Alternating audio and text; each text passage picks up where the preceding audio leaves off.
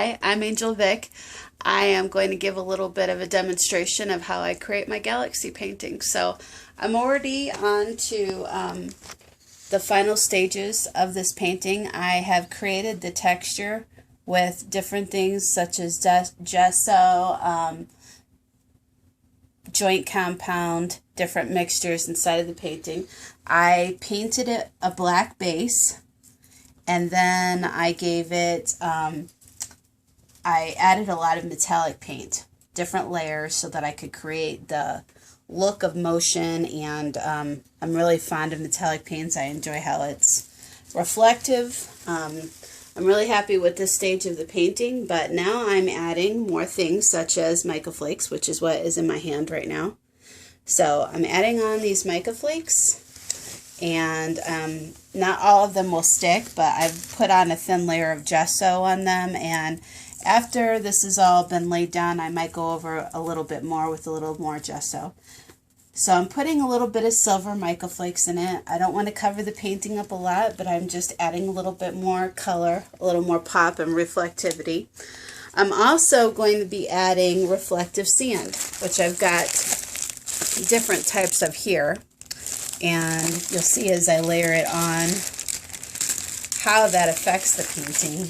These are reflective, and they just bring a different component to the painting. So if you can see right here what this looks like as I layer it on. It's very thin. It's not very strong. But depending on how the light hits it, it'll be more visible.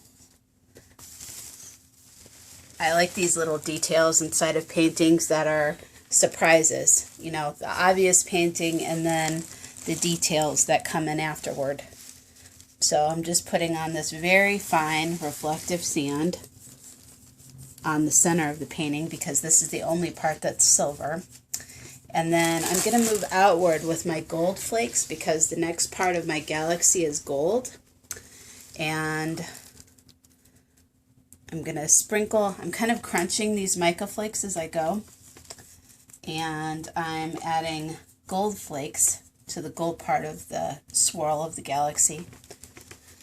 And again, I'm not doing a heavy layer. I'm going really thin. You can always add more later, but if you add on too much, then there's a possibility of making it look gaudy and ruining the painting.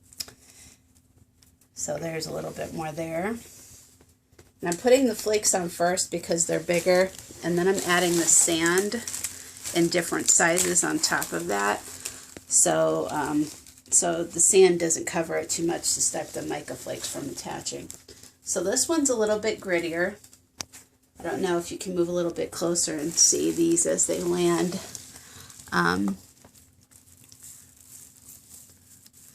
These have a little bit more of a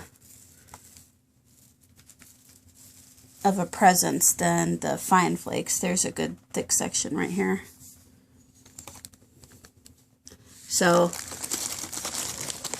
I'm going with different layers of different sizes of beads, because I don't want it to be the same thing throughout. I want to provide contrast and differences. Now I'm on to my copper layer, and I think I'm going to do 2 shades of copper on the outside. This one's a lighter color copper.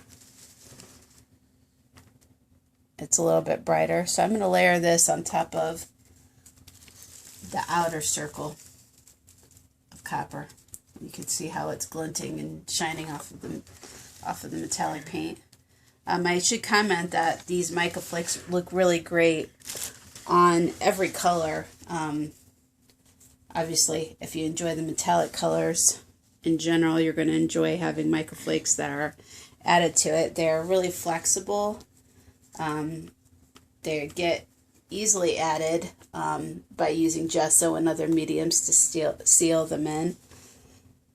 And there's a huge quantity of them inside of these containers. They can go a really long way. So I think it was $10 for 5 of these little canisters of them.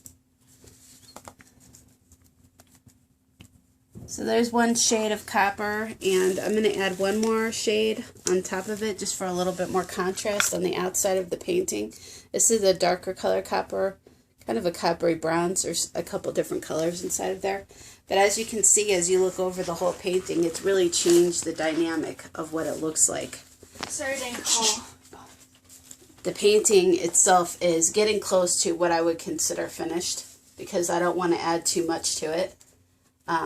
But you can see just from the beginning of when I started this that there is a huge difference between what I started with and where I'm at right now. And I'm going to add one more layer of, oops, I spilled a little bit of it flying. Actually, 2 more layers of reflective stones. I'm going to add a slightly larger one and then the largest. So this is the size of the largest ones. I mean the second largest, which is not super sharp, but you can see as I'm adding it to the painting that they're not as thin as the other ones were. There's a little bit more showing up. And I'll lightly layer these over the whole thing a little bit too. So you can hear them as they hit the canvas. They sound like little rocks. My gesso's starting to dry, so I'm not exactly sure how much this layer is going to stick to the painting, but after this all has a little bit of time to dry, I will go over it again with my large brush and a little bit of gesso. And then my final ones, which I really love, and they're rather large, which I think all of these little stones and rocks are representative of the universe and everything that's floating inside of it. These are the planets, or the stars, or however you want to picture them. They're the largest ones, which I think stand out most prominently on the canvas, and I'm going to add these kind of spattered throughout them.